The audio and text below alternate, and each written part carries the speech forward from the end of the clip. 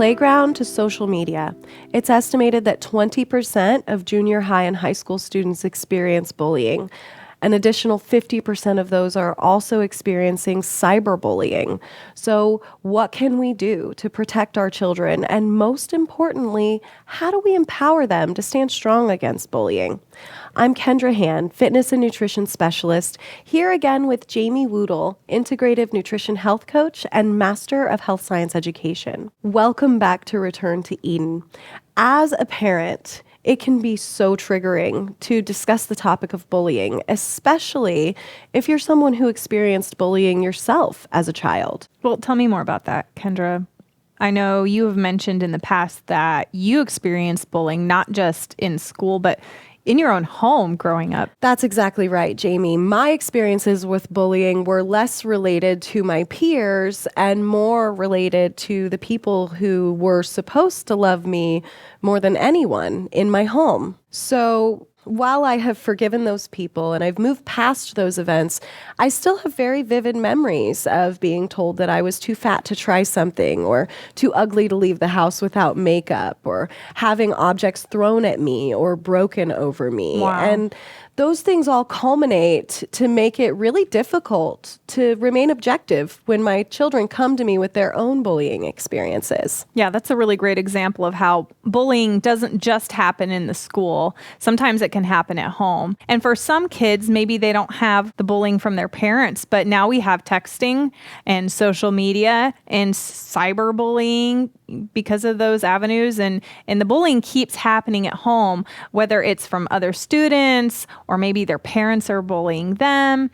It's a real big problem. So another thing is not all kids are forthcoming with making reports that they're being bullied. And my personal experience, my child didn't tell me for almost a year that he was being bullied and told repeatedly to end his own life by his classmates. What signs do the experts suggest that we look out for to make sure we're aware of these experiences our children are having? Yeah, a lot of kids are really terrified to tell their parents in fear that they may lose their cool and overreact and make the situation or their life worse. But there are some signs that you should be on the lookout for as a parent in case maybe your child is experiencing bullying and just isn't quite comfortable yet coming to you to tell you. So some of the signs that the experts say to look out for include avoidance of social situations, reluctance to go to school.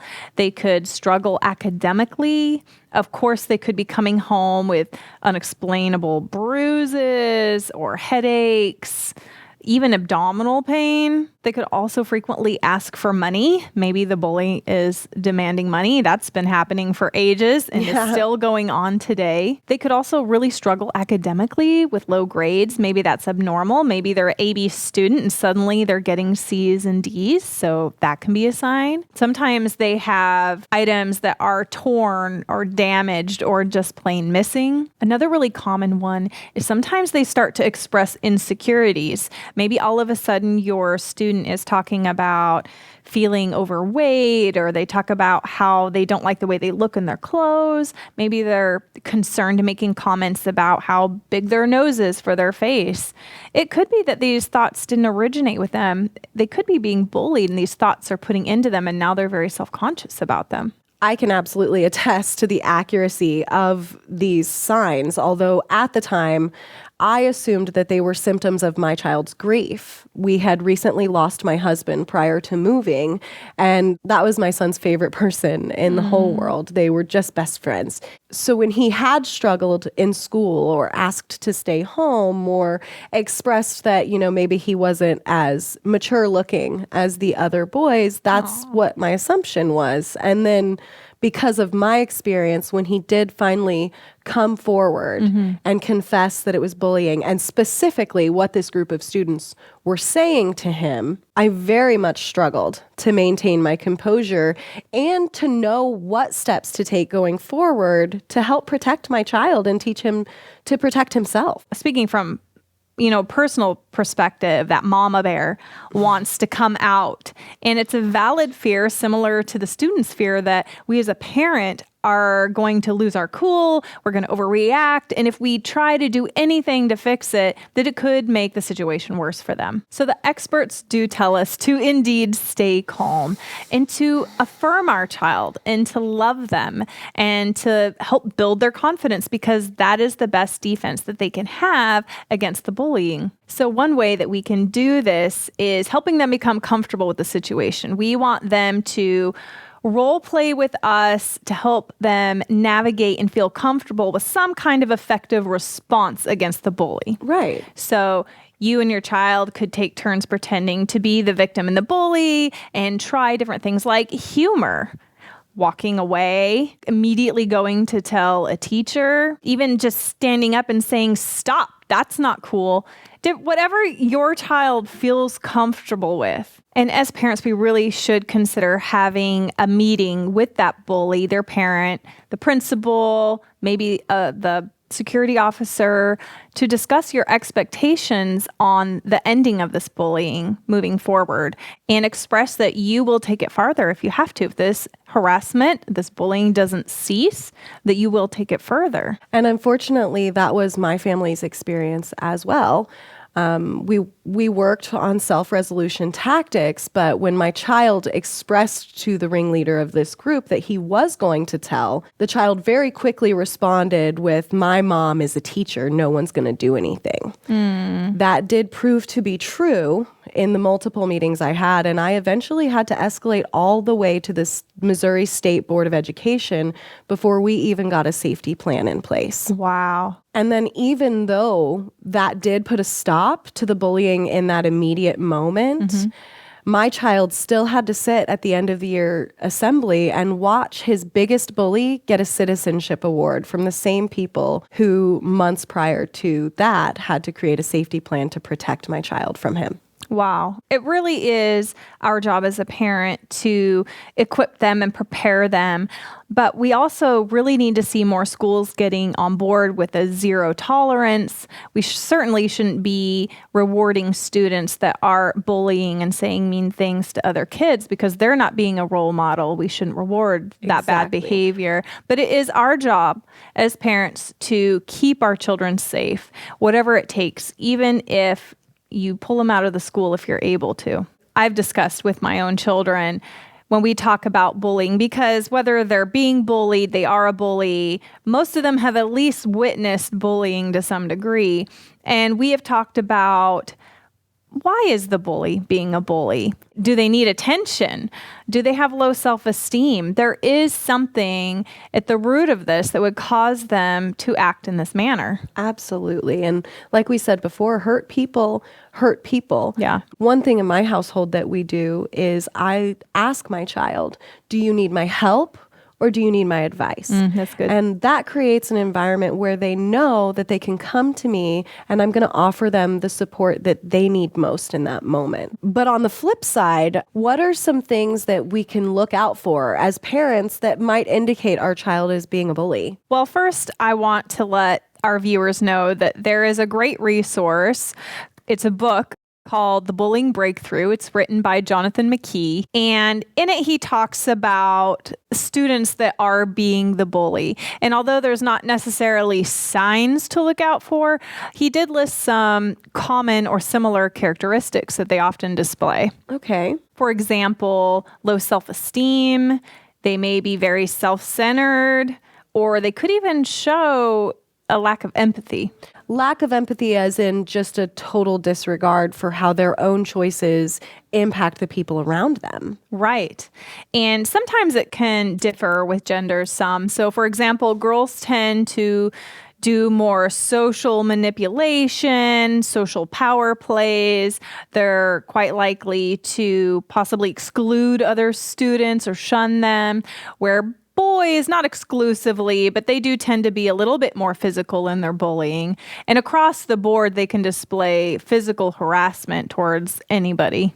So if you suspect that your child is bullying others, what is some advice that you can give parents on fixing that? Well, first off, we really need to get the facts. We don't want to jump to conclusions, make false accusations.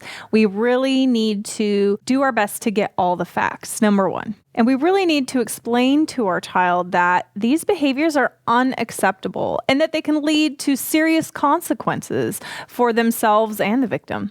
And especially if this has been going on for a while, parents really need to make an effort to meet with the victim and the victim's parent so that apologies can be made. It really needs to be communicated to the victim and their family that this is not going to be allowed to continue. You also should offer to help pay for anything that may have incurred from the bullying, such as medical bills or damaged property. Counseling is also something else that parents should consider for their child because the bullying often stems from deeper issues like depression or impulse control, sometimes even drug use. What a terrifying idea that is. And what can we as parents do to help all of the world's children navigate this environment that almost seems to encourage these types of behaviors? Well, it really takes a collective effort, but it starts with us at an individual level. And I'm talking to myself as well, because we need to model pro-social behavior, appropriate social behavior. And that means don't bully yourself. I mean, how many times do we moms and probably dads look in the mirror and maybe we grab a handful of a fat roll and we talk about how uncomfortable we feel in our own skin or our clothes, or we point out our own physical features that we don't like. We need to be loving and accepting of ourselves, and we don't want to bully ourselves in front of our kids because they can pick up on that and emulate it towards themselves and others as well. We also need to let them watch us navigate difficult social situations so that they can learn tools to navigate the issue through us and our own experiences. Another great point that we enact in my household is being accountable. So whereas I can't remember a single time as a child that an adult apologized to me, I apologize to my children on almost a daily basis. I specifically tell them what behaviors I exhibited that were not okay, why they are not okay, and how I'm going to make sure that those behaviors don't continue going forward. And that way, I'm hopeful that I'm teaching my children that it is entirely possible to be a good person while not being a perfect one. Right. We all make mistakes, and Exactly. being able to take responsibility for those actions and apologize for it is important, like you say. It's also really important that we discuss our expectations for online behavior. That's a good one. And that sometimes is really hard to monitor. So I was talking with my friend the other day who told me about an app that they use in their family that tracks the online interactions of all of their children's devices. So all of their social medias, any browsing, scrolling through YouTube, and it'll notify the parents if there is any inappropriate content, if there is any talk of drugs or anything medical that may come up in those conversations or those interactions, so that the parent can consistently monitor all of the online activities that their children are doing. And I think that's very important.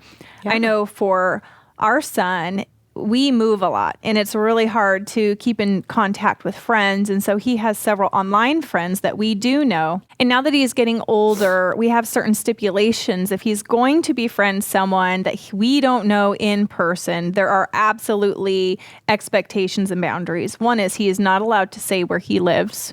He's not allowed to play any video games in a private room. He has to play in our living room where we as a family can hear the interactions going on. Those layers of accountability are so important for our children. I mean, they want to know that we love them enough to set boundaries to keep them safe. So I love the idea of this app, and that other parents in the world are really taking action to protect our children from each other and themselves. And really, if your kid, maybe they're not being bullied or they're definitely not being a bully, chances are they've at least witnessed it. They've at least been a bystander. So how do we teach our kids to navigate when they witness the bullying? What should they do? How do we teach them to deal with that? Well, bystander intervention is so powerful at stopping bullying. In fact, a study showed that over 50% of the time, when a bystander steps in to say something in defense of the person being bullied, the bullying will stop. But bystanders only intervene about 20% of the time. Maybe discussing with your child that they can also go directly to the child being bullied and offer to go with them to report that bullying. There's strength in numbers. Right. And they can intervene. You can teach your child that it's okay to stand up and say, no, stop. Don't do that. What are you doing? Drawing attention to the bullying that's happening in defense of that person being victimized, it has a huge impact. I imagine it builds a lot of confidence for the child being bullied, but also a sense of accomplishment for the child that's helping. I mean, everyone wants to help where they can. Right. If you can have conversations with your children, especially before they come in contact with a bully, before they experience the pain of being bullied. Jonathan McKee, in his book, The Bullying Breakthrough, he recommends the 5 R's, which is so funny because we did a show recently where we were talking about gut health and the 4 R's of restoring your gut health. Well, Jonathan McKee talks about the 5 R's in regards to bullying. And here's what he says. First, we have to recognize the effects of bullying. Realize that you can make an impact. Resolve not to bully others. Refuse to join in. And reach out to someone who is hurting.